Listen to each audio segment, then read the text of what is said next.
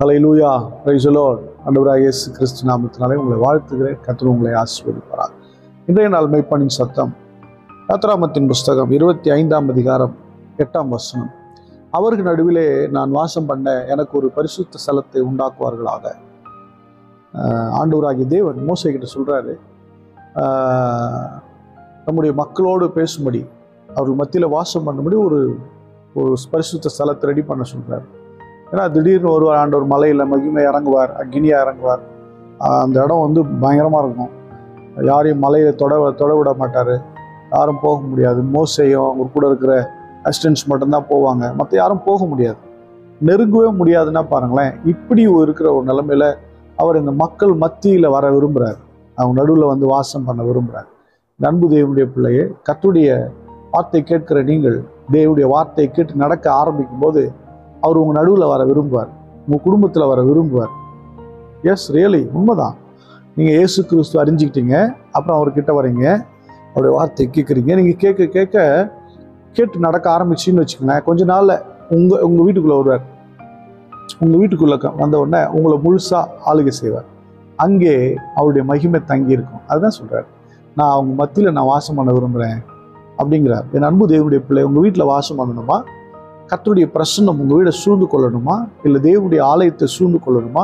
இல்லை நீங்கள் செய்கிற மினிஸ்ட்ரியில் தேவனுடைய பிரசன்னம் காணப்படும், உங்கள் பிஸ்னஸில் தேவனுடைய பிரசன்னம் காணப்படணுமா? அவருடைய வார்த்தைக்கு நீங்கள் கீழ்ப்படிஞ்சு வர ஆரம்பிச்சிட்டிங்கனாவே அவர் என்ன பண்ணுவார்? ஆசைப்படுவார், அவங்க மத்தியில் நம்ம மத்தியில் வர விரும்புவார். இந்த இஸ்ரேல் மக்களுடைய பிரயாணத்தில் பார்த்தீங்கன்னா சொல் பேச்சு கேட்காத போது சொன்னார், நான் அவங்க மத்தியில் இருக்க மாட்டேன், நான் போகிறேன் அப்படின்ட்டார். என் தூதனை அனுப்புகிறேன், நான் வரமாட்டேன். எஸ், கர்த்தருடைய வார்த்தை கேட்கல. கர்த்தருடைய வார்த்தை கேட்காத போது அவர் நம்ம மத்தியில் வாசம் பண்ண விரும்பவில்லை. ஆனால் கர்த்தருடைய வார்த்தை கேட்டு நடக்கும்போது, அவரை பின்பற்றி போக விரும்பும்போது, அவருடைய சமூகத்தை விரும்பும்போது, அவருடைய பிரசன்னத்தை விரும்பும்போது, அவர் வருவாரா? அவர் என்னை நிரப்புவாரா? அவர் என்னை ஆசீர்வதிப்பாரா?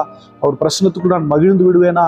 அவருடைய பிரசன்னம் என்னை ஆளுகை செய்யுமா என்று சொல்லி ஏங்கி காத்திருக்கும் போது அவர் நம்ம மத்தியிலே வாசம் பண்ண விரும்புகிறார். என் அன்பு மகளே, மகனே, என்னுடைய வார்த்தை கீழ்ப்படிந்து அவருடைய பிரசன்னத்தை வாஞ்சியோடு ஆசையாய் தேடு. கர்த்தர் உன்னை நிரப்புவார், உன்னை கைவிட மாட்டார். உன்னை வாழ வைக்கும் தெய்வம் இயேசு உங்கள் மத்தியில் வாசம் பண்ண விரும்புகிறார். அதுதான் இஸ்ரேல் மக்கள் மத்தியில் அதான் சொல்றாரு, எனக்கு ஒரு பரிசுத்த ஸ்தலத்தை உண்டாக்குப்பா, என் மக்கள் மத்தியில் நான் வர விரும்புகிறேன், நான் பேச விரும்புகிறேன், என்னுடைய மகிமை விளங்க பண்ண விரும்புகிறேன், என்னுடைய வல்லமை நான் விளங்க பண்ண விரும்புகிறேன், என் நாமத்தை பிரஸ்தாபப்படுத்த விரும்புகிறேன். எஸ், அவர் நடுவில் வந்த உடனே நீங்கள் பக்கத்தில் இருக்க நாடுகள்லாம் சொல்கிறாங்க, ஐயோ அந்த ஜனம் பயங்கரமான ஜனம், மக்களை புல்ல மேய்கிற மாதிரி மேய்ஞ்சிட்டு போயிடும், அப்படிப்பட்ட ஜனம், அவங்க தேவன் அவர்களோடு கூட வராராமே, அவங்க தேவன் தான் யுத்தங்களெல்லாம் பண்ணுவதற்கு பலத்த காரியங்களை செய்கிறாராமே அப்படின்னு சொல்லி பக்கத்து நாடெலாம் பேசிக்கிறாங்க. அப்படின்னா தேவன் நம் நடுவில் வந்தால்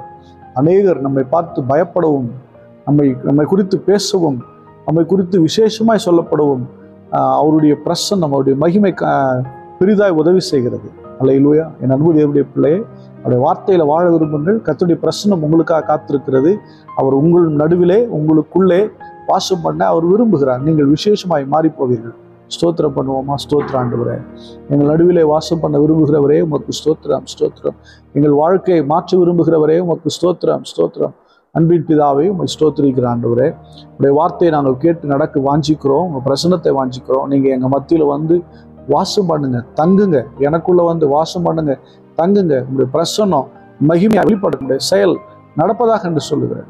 இயேசு கிறிஸ்துவின் நாமத்தால் ஜெபிக்கிறேன், ஜீவனுள்ள நல்ல பிதாவே, ஆமென்.